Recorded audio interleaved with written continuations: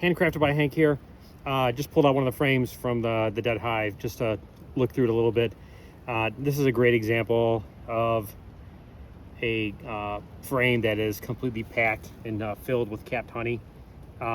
This was the very outside frame, and the side that had honey was on the interior, and that's pretty typical. Usually the girls always work from the inside to the out, and this side, as you can see, was against the outside of the box, and it's not nearly as filled or complete. And usually that's just preference for the girls. They like to maybe work a little bit more efficient and minimalistic, and so what they'll do is they'll just work on that interior and fill it up, and then they're probably moving hopefully to the second level after that then.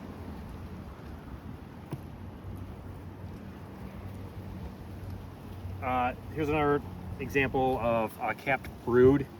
Again, this is my dead frame in here, but we can see that, I mean, they sort of look like cotton balls that are in here. So these are all would be worker cells. If there's a cell that's a little bit more like bumpy and puffy, that'd be a drone, because they're much larger. And so this probably could have been a drone cell in here.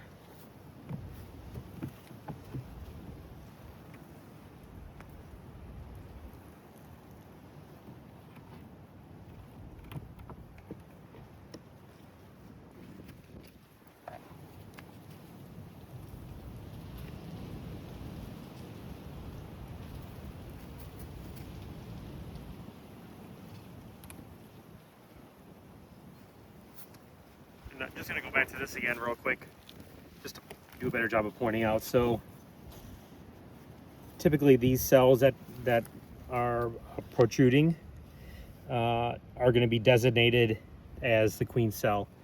And when the workers need to produce a new queen, because the old one's not doing a good job, or they're going to swarm, or if it died, they're going to take a larva and feed it some special food, which is called royal jelly. And it is that royal jelly that turns an average, everyday worker bee into the ever-powerful queen bee. And that's the only difference. A queen bee is only a regular worker bee that's been fed special royal jelly.